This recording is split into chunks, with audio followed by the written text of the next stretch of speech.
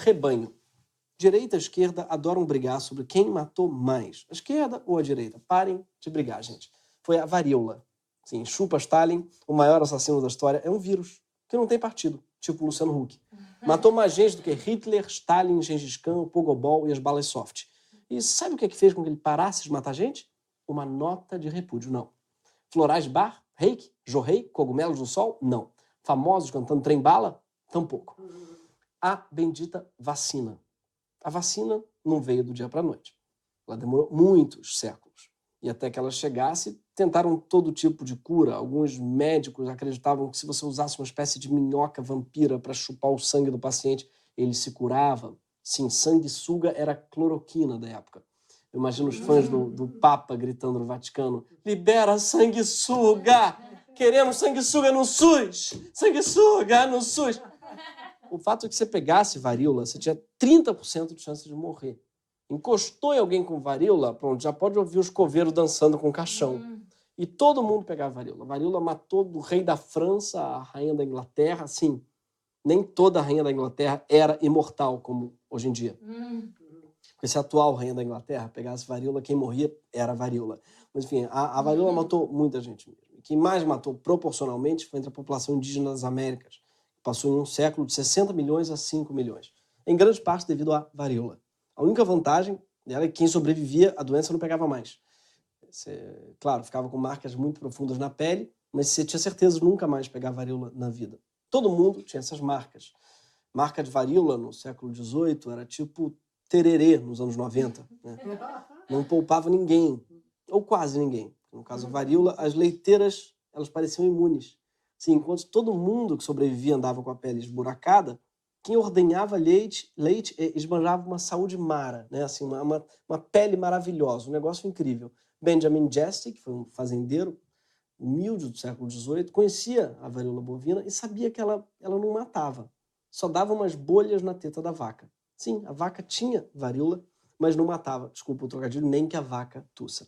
E uma coceira na mão de quem encostava. Quando o ser humano ordenhava uma vaca com varíola, ele ficava com a mão, só dava uma coçadinha e pronto. O fazendeiro então deduziu: será que, ao contraírem a varíola bovina, as leiteiras estariam imunes à varíola humana?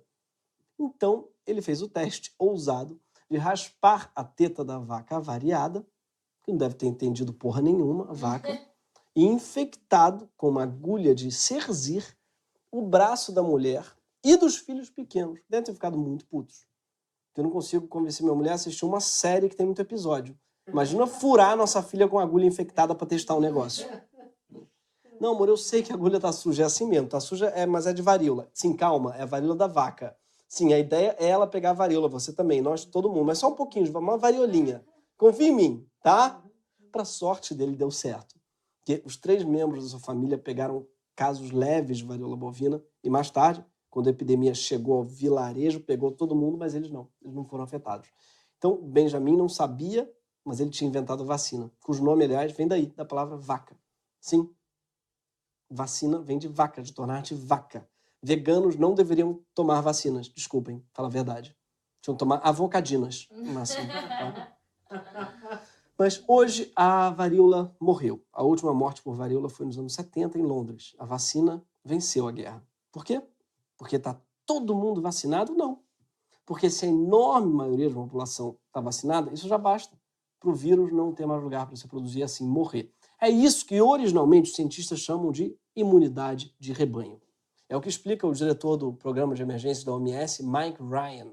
Yeah, and again, just reiterating that herd immunity, and again, a term taken sometimes from veterinary epidemiology, where people are concerned in animal husbandry with the overall health of the herd, and an individual animal in that sense doesn't matter from the perspective of the brutal economics of those decision making. Humans are not herds.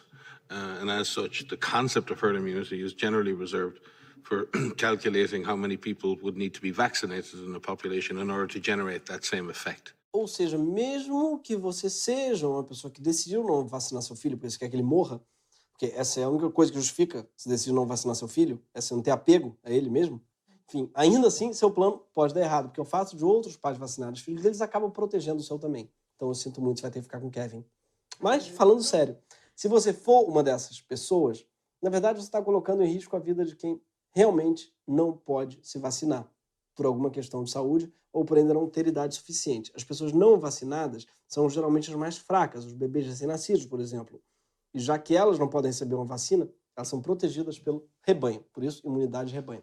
Quando você se recusa a vacinar seu filho, você bota a imunidade de rebanho do país todo em risco. Você está sabotando a nossa imunidade. É esse tipo de sabotagem individualista que prega, por exemplo, o astrólogo Olavo de Carvalho. O efeito das vacinas na saúde humana, o que existe um consenso sobre o efeito das vacinas na saúde humana? Dá uma olhada aqui. Isso aqui são 400 resumos de trabalhos científicos publicados em revistas especializadas, colocando em dúvida ou negando taxativamente o efeito benéfico das vacinas. 400 trabalhos científicos. São o quê? São só a teoria da conspiração? A gente foi olhar que livro é esse, e o curioso é que ele diz que tem 400 estudos, mas a gente checou e o livro todo só tem 336 páginas. É muito estudo para pouca página. Sabe por quê? Porque, na verdade, o livro ele é uma coletânea de estudos ultra resumidos pelo diretor de um instituto anti-vacinas, para quem tem preguiça de ler pesquisa de verdade. O Olavo leu, na verdade, um bando de tweet sobre vacina. É o mínimo que você precisa saber para ser um idiota, na verdade, para ser um anti-vaxxer. Mas tem uma prova de que vacina funciona, Olavo, é que você não pegou varíola. Por outro lado, você também é a prova viva de que, mesmo assim, os sanguessugas não foram aposentados. Agora, em meio à pandemia de coronavírus, tem acontecido um fenômeno curioso. Muitas das pessoas, né, que são contra vacinas, e, portanto, contra a ideia de imunidade de rebanho no seu sentido original, têm usado esse mesmo termo para designar uma coisa bem diferente, a imunidade pelo contágio. A ideia é que, se os governos deixarem a população adoecer em massa com o novo coronavírus, as pessoas vão desenvolver anticorpos contra a doença. É o que tem defendido esse fantoche do Olavo que chama Jair Bolsonaro. A garotada abaixo de 40 anos. Ah, entendi. Né? A princípio, contrair o vírus, não vai ter problema. Agora, essa garotada, vamos supor, se infectando agora, ela seria uma barreira no futuro para não transmitir o vírus aos mais idosos. Agora, é uma conta que você bota na mesa e você vê que as medidas por parte de alguns governadores e alguns prefeitos foram excessivas porque atingiram a roda da economia. É curioso como ele considera o pessoal abaixo de 40 anos como garotada. Deve ser por isso que ele trata o filho igual criança, deixa fazer qualquer merda. Porque nesse momento, ele está procurando fralda pro Flávio, por isso que ele não está falando direito. Mas para pensar nessa ideia que ele defende. É como se ao invés de o fazendeiro lá que descobriu a vacina, em vez de pegar o vírusinho da vaca para colocar na filha, ele tivesse esfregado a cara da filha dele, não uma pessoa com varíola ali, na pústula da pessoa, para ver se ela fica imune. Falar, gente, o que não mata engorda. Só que nesse caso mata. E é por isso que essa estratégia de forçar a imunidade de rebanho por contágio com a própria doença tem sido tão criticada mundo afora. Olha o que aquele diretor do OMS disse sobre isso naquela mesma entrevista. I think we need to be really careful when we use terms in this way around natural infections in humans, because it can lead to a very brutal arithmetic, which does not put people and life and suffering at the center of that equation. É uma aritmética complicada mesmo, porque mesmo assumindo que a imunidade dos recuperados seja duradoura, pelo menos 2/3 da população mundial teria que ficar imune. E considerando uma estimativa de taxa de fatalidade do vírus de 1%, a adoção da imunidade de rebanho resultaria em muita, mas muita morte. Coisa de 50 milhões de pessoas no mundo. E aqui no Brasil, a estimativa é que caso a gente chegue a 2/3 infectados no país, como é o plano aparentemente do presidente, ao menos 1,8 milhão de pessoas morram. Para você entender melhor, se o método de Bolsonaro for aplicado, todo mundo vai perder alguém próximo. Para ter uma ideia, hoje a gente já tem mais de 20 mil mortos, mas nossa porcentagem de infectados é muito menor do que os 2/3 necessários para a gente ficar imune à doença. Em São Paulo, que é o epicentro da doença, pouco mais de 3% das pessoas foram infectadas. No Amazonas, que é o estado que tem a maior proporção, ainda tem só 10% de infectados. Ainda falta muito para chegar na tal imunidade de rebanho. Precisa morrer muita gente. Ou seja, Quando bolsonaristas como Osmar Terra defendem que a gente deixa a população se infectar para adquirir imunidade de rebanho, eles estão transformando um termo que se refere a uma estratégia para proteger os mais fracos, para defender que a gente deixe que os mais fracos morram. 1.800.000 seres humanos, mais fracos, para ser exato, 1.800.000 pessoas que não têm histórico de atleta. Ao defender que o vírus avance mais depressa para salvar a economia para os mais fortes, Bolsonaro pode nem entender, mas ele está expressando uma ideologia bem conhecida, que é a eugenia. Não é uma ideologia nova. E nem foi Bolsonaro que inventou. Ele não tem capacidade para inventar uma frase, quanto mais uma teoria. Na verdade, eugenia é uma ideologia disfarçada de teoria científica que consiste na ideia de que o ser humano deveria aprimorar intencionalmente a espécie, estimulando a reprodução dos, aspas, melhores genes e eliminando os, aspas, os piores, os doentes, os mais fracos, os mais feios, incapazes. E sim, a ideia é que a humanidade iria também eliminar a pobreza e a violência.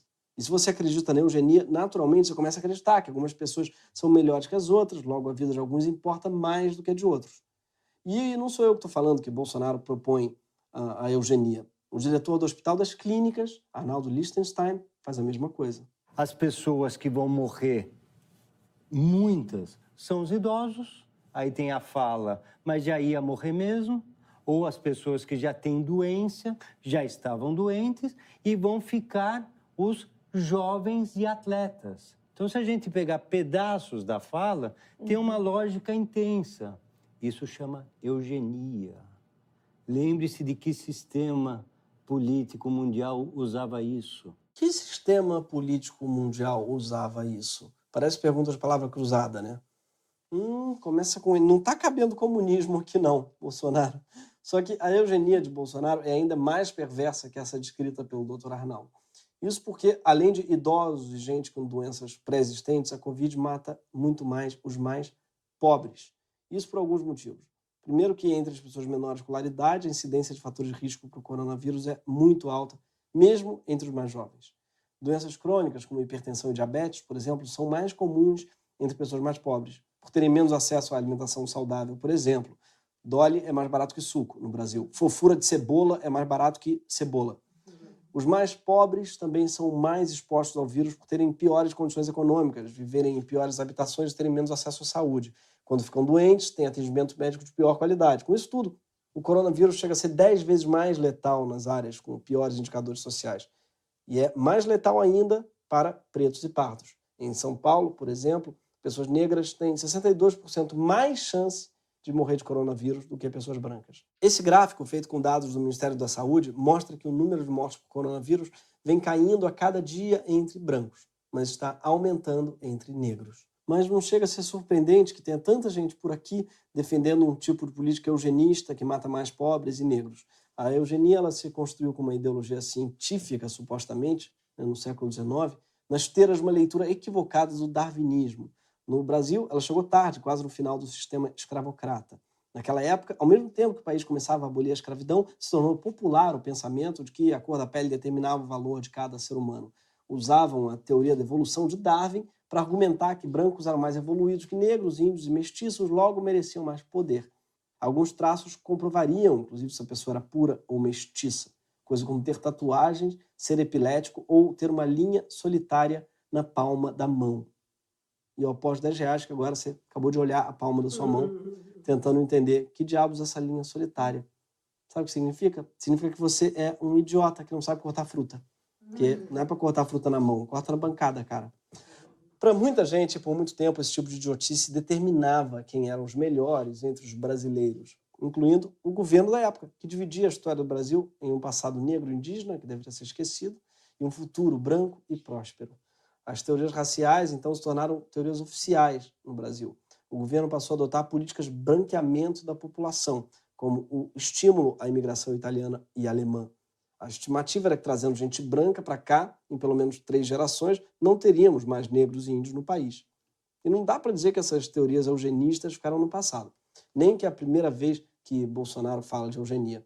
O escritor Alessandro, que vem pesquisando e alertando sobre essa tradição eugenista no Brasil, já falou sobre isso. E o guru ideológico do Bolsonaro, que é o Olavo, ele é eugenista. Você pode ver, eu li o livro dele, que foi editado pelo Felipe Moura, e tem trechos imensamente eugenistas. Então, se esse discurso eugenista é uma ideologia do presidente, não à toa ele vai representar ele em alguns momentos, como, por exemplo, quando ele defendeu a higienização, esterilização das pessoas pobres. Carluxo já defendeu no Twitter uma proposta da Bolsa Família só a quem se submetesse à vasectomia ou laqueadura. E o Jair Bolsonaro mesmo já defendeu diversas vezes a esterilização de pobres para combater a miséria e o crime. O controle da natalidade, na verdade, parece uma obsessão da família, como podemos ver nessas declarações. Sempre defendemos uma política de controle da natalidade e sempre defendemos também uma redução da maioridade penal no Brasil. Eu acho que esses dois itens são fundamentais no combate à fome, à miséria e à violência. Então, um controle de natalidade rígido no momento, no meu interesse, se faz necessário para que você possa pensar nisso, numa melhoria numa diminuição do índice da violência daqui a alguns anos. Não é porque a pessoa sabe ler e escrever que ela está livre da marginalidade. Nós temos que adotar urgentemente, sim, contra tudo e contra todos os defensores de direitos humanos, em especial, uma rígida política de controle da natalidade. Chega de nós darmos meio para que, não darmos meio para que casais, cada vez mais, coloquem gente que não tem a mínima condição de ser cidadão no futuro. Não adianta nem falarmos em educação, que a maioria do povo não está preparada para receber educação e não vai se educar. Só o controle da natalidade pode nos salvar do caos. Tem que dar meios para quem lamentavelmente é ignorante e não tem meios, controlar a sua prole, porque nós aqui controlamos a nossa. E o pessoal pobre não controla. Bolsonaro, você teve 5 filhos. E para piorar, eles só fazem merda. Você não controla a sua prole. Isso é uma coisa que você não faz direito, além de todas as outras, é controlar a sua própria prole. Inclusive, teve que trocar o superintendente da Polícia Federal. Por quê? Porque não controla a sua prole. Agora, mesmo com a política de eugenia fantasiada de imunidade rebanho, defendida pelo governo federal, 30% dos brasileiros ainda aprovam Bolsonaro. São pessoas que parecem não se importar muito quando surgem novas denúncias contra seu capitão. Segundo o Datafolha, a base fiel bolsonarista é composta principalmente por homens brancos da região sul e sudeste, com nível elevado de escolaridade e renda, ou seja, o mesmo tipo de brasileiro que sempre esteve do lado vencedor dos projetos eugenistas. E é justamente esse público que menos defende o isolamento social. É assim que, logicamente, esses apoiadores defendem a morte desproporcional de pobres, negros, idosos, doentes como algo natural. E isso é eugenia, achar uma desculpa natural para fazer limpeza étnica. A gente já está enfrentando uma pandemia terrível, mas uma pandemia que é a arma perfeita para esse tipo de ideologia.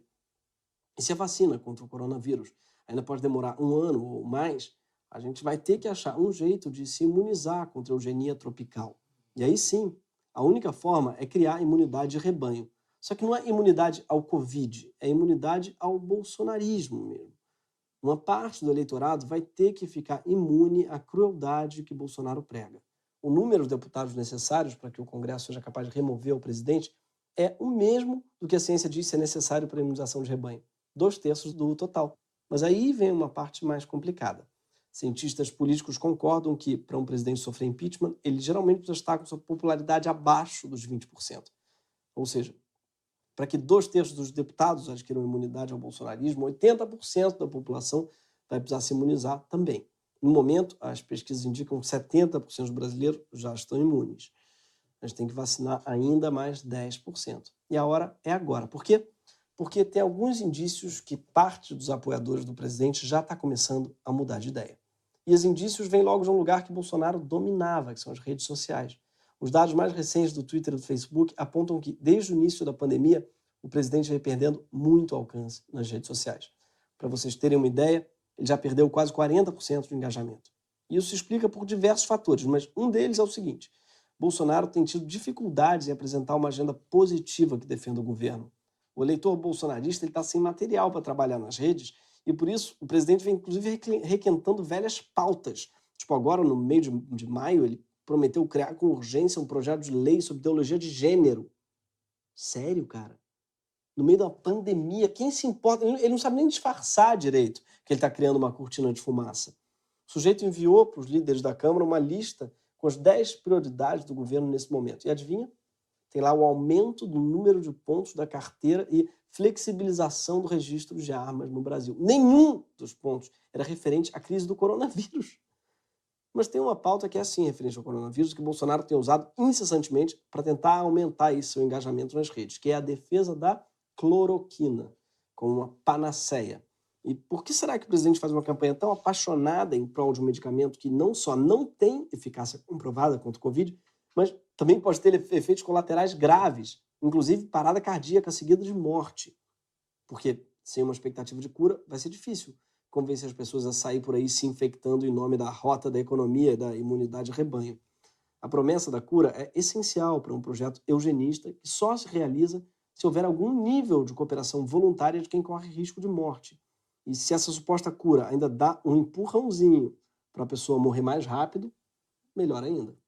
Não à toa, Bolsonaro defende que a cloroquina seja usada, aspas, especialmente entre os mais humildes. Então, os mais idosos com a cloroquina não é nada confirmado ainda, mas parece que está dando certo. Então, eu acho que amanhã o Nelson tem que dar uma resposta para a gente.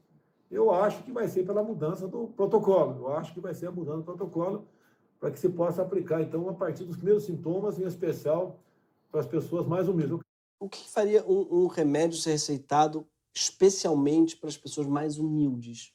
Isso faz o menor sentido. O médico não pergunta, antes de receitar um remédio, mas qual é o seu peso, sua altura e renda?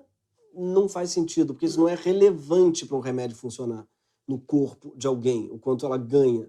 Enfim, mas não é a primeira vez que Bolsonaro defende aí um medicamento controverso sem ter conhecimento para isso. Ele já lutou muito pela chamada pílula do câncer, mesmo sem fazer ideia se funcionava ou não, como ele mesmo dizia. Estive à frente para provar a fosfetanolamina. Cura ou não cura? Não sei. Sou capitão do exército. Minha especialidade é matar, não é curar ninguém. É até chato concluir que a especialidade de Bolsonaro é matar, quando ele mesmo está dizendo que a especialidade dele é matar. Bolsonaro faz nosso trabalho fácil demais. Dá preguiça, né? Mas nem a cloroquina tem salvado a popularidade de Bolsonaro nas redes.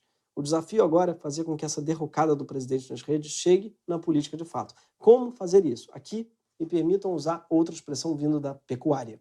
Uma expressão que vem sendo empregada pelos detratores do presidente para designar justamente seus eleitores mais fiéis, que é gado.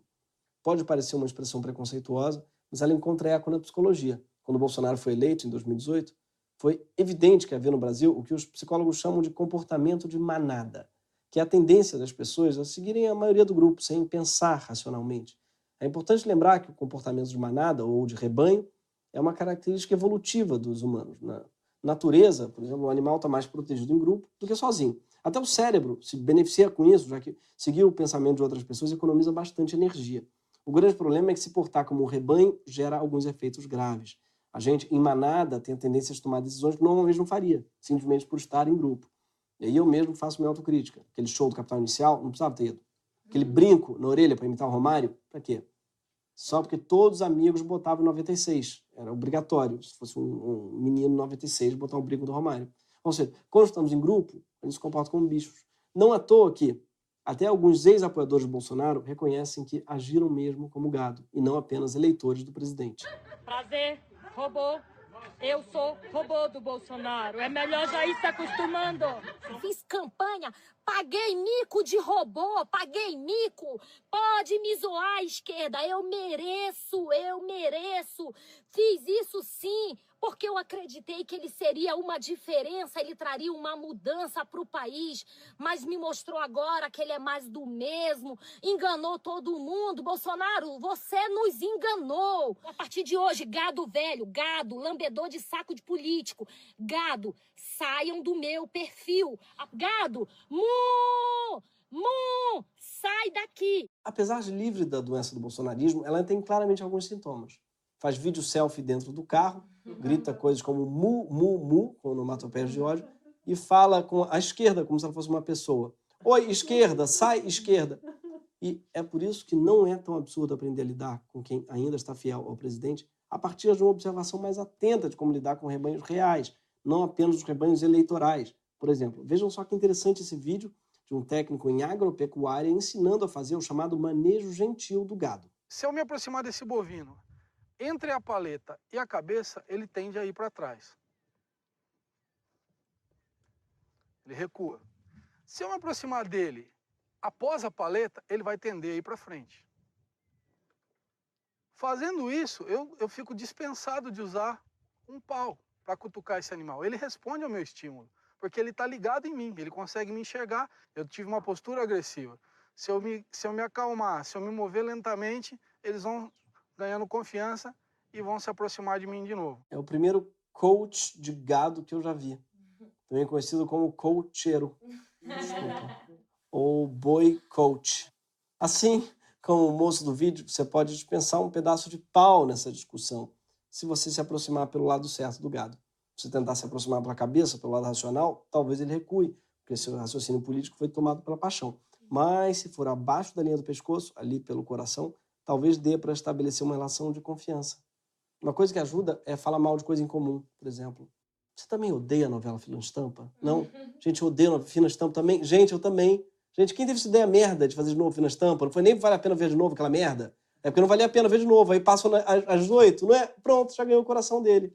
Falar mal de Fina Estampa, acho que é o que está unindo o Brasil hoje. Agora, é claro que mesmo com todo o afeto e toda a gentileza do mundo, Bolsonaro vai continuar tendo um grupelho de apoiadores fiéis. Gente que buzina na frente do hospital, gente que passa pano até para eugenia. Esses provavelmente não vão mudar de ideia.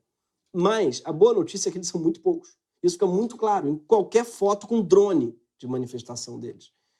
O nome para essa gente não é gado, não, é vaca louca mesmo. É doente crônico. Não tem vacina, não tem cloroquina, nem salvação. Tem, sim, um certo número de pessoas que está fechada com o Bolsonaro e vão caminhar com ele direto para o abate. Só nos resta trabalhar para que milhões de inocentes não sejam abatidos junto. Esse foi o Greg Miller.